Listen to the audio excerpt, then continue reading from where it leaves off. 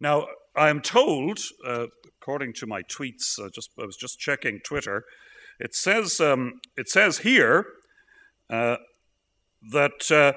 the very dedicated Thad Starner is going to present here in a moment about he's been wearing a customized, according to the tweet, he's been wearing a customized computer continuously since 1993. And I'd like to call Thad up to the stage to present to us now. Thank you very much.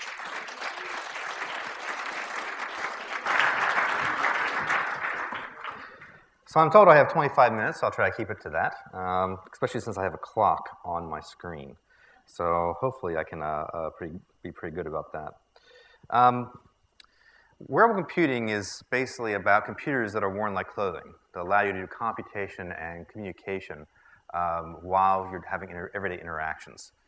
And the idea is actually pretty old. A guy by the name of Claude Shannon and Ed Thorpe made one back in the 1960s for predicting roulette. And they actually made some money off of Las Vegas this way. Now, you might have heard those names before. Claude Shannon is the guy who gave us the term baud rate.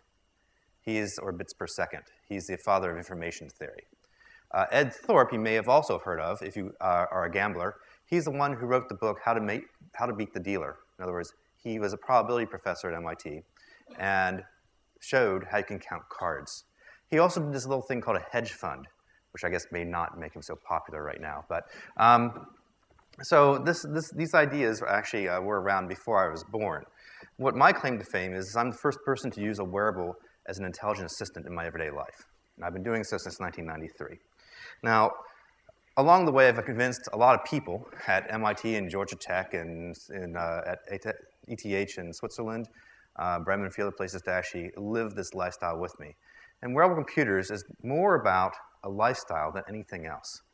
And what we're trying to do is we're trying to create a community of people who use the technology we see coming for your everyday life and see where it leads, and may be able to sort of guide where the technology goes. Now, in the past 20 years, a lot of the ideas that we prototyped have come out. There's a lot of niche applications out there, as well as stuff that you're familiar with in your everyday life. Niche applications include things like inventory control. The image on the top right there is from Symbol Technologies, and this is a device they use in FedEx or UPS or big global mail delivery systems, so that when their workers are reaching into their big crate of packages, they reach in, trigger the barcode scanner, grab the package, and put it on the right conveyor belt. And it turns out that that little thing there is worth many, many millions of dollars and allowed Symbol to differentiate themselves from other vendors for this huge market on inventory control. There's also a lot of work in inspection, maintenance, and repair, and also in the medical field, things like implantables. They now have a system for Parkinson's disease, it's a wearable system, where there's an electrode that goes down into your motor cortex. It gives you sort of like a brain pacemaker that actually alleviates a lot of these symptoms you see in Parkinson's. For example, if you ever see a pill-rolling tremor, something that looks like this when somebody has Parkinson's, Michael J. Fox is a celebrity that you might have seen with this tremor. When you turn this thing on, suddenly they're like this. It's quite shocking. Unfortunately, the effect goes away after a few years, and we're doing a little work on that, trying to improve it. But these niche applications is not what I'm really excited about. What I'm excited about is how wearable computing is affecting the world. In 1996, we made a mobile computer about the size of 2 decks of cards put together. And we used that with a standard we were working on at the time called MP3. And we created a music player that could actually change the songs based off your mood. We used galvanic skin response, heartbeat, blood pressure, a few other things. And the system tried to guess what mood you're in and then change the song appropriately. We showed this to one of our sponsors. Their name was Sony. And they said, oh, we don't want that. We're like, well, why not? Well, we just bought Columbia Records, and having a digital form of our songs on a mobile device like this, an MP3, would encourage too much piracy. Of course, now, Apple is the new Sony.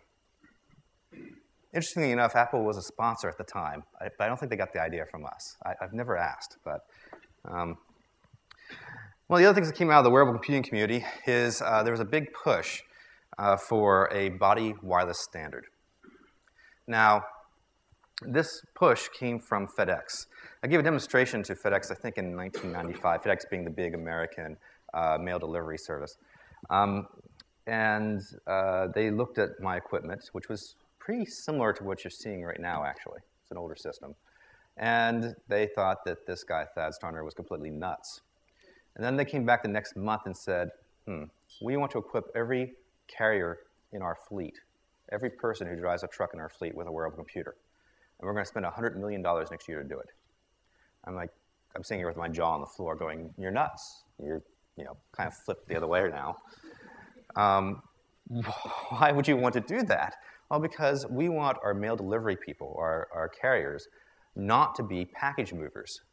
They are customer relationship managers. We want to automate the package flow so much that they can actually shake hands, get a personal rapport with the people they're working with, and actually represent our company. And they said, well, what? I said, well, that's great. I understand now why you want to do it, but you still can't do it. The technology is not there. What do you need for the technology?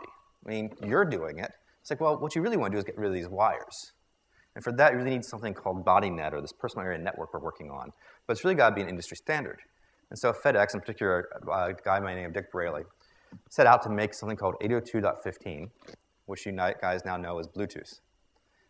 Fortunately, Ericsson, who was also another one of the sponsors visiting at the time, had something cooking up in their labs and brought it out in a rush order for us so that we'd actually have it ready for the standard. We've seen other stuff come out of the community, including things like instant messaging on mobile phones. We called it the Zephyr in the 90s, early 90s. We also did something called augmented reality. Now, we coined the term augmented reality to sort of convey to people what it was we wanted to do. And let me show you something from '96 that actually shows that. The idea is that we could actually have a system where we move the World Wide Web to the real world. Everywhere you look, there might be tags. These days they're called QR codes that show you hidden content on the physical world. And that content basically just hooks back up to the World Wide Web. These days, you don't need the tags. And you can actually do 3D alignment. You see this is kind of 2.5D. But you can actually do 3D alignment with these things. We'll see another example of this in a second. And remember, this is 1996. Now, what's cool about all this is you no longer need really high-end equipment to do this. One of the professors at Georgia Tech, this guy here, by the name of Blair McIntyre, has got a lot of this stuff working on mobile phones. And he's been doing augmented reality as drama. Right? He's put you into movies or plays with your cell phone or into Second Life. And he's actually showing how you might use this augmented reality to extend media as we know it. So what's really great is that we've had a lot of people take the ideas we had from the wearable computing community and run with them, and it's been wonderful to see all this stuff happen. But I think a lot of the lessons we learned have been lost. I have a video to show what I mean about that. Let me actually make sure my audio is on here.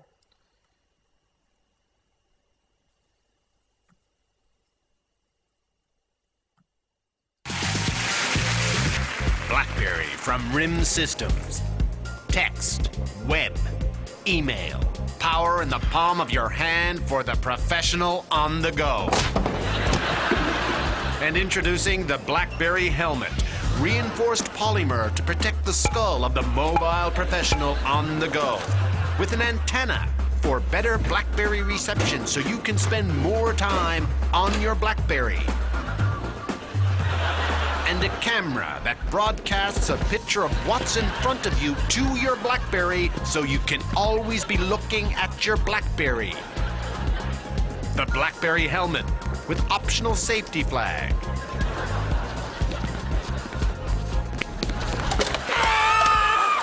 Protect your skull while you destroy your thumb.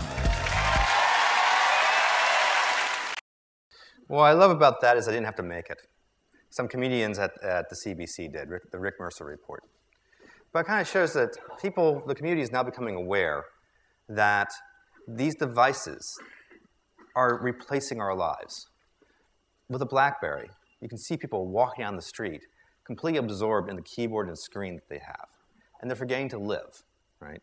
We're trying to make devices here that augment your life, that make your life calmer, that actually helps manage your interruptions instead of creating more of them, that creates systems that are part of your life, that augment your experience, not replace your experience in the real world.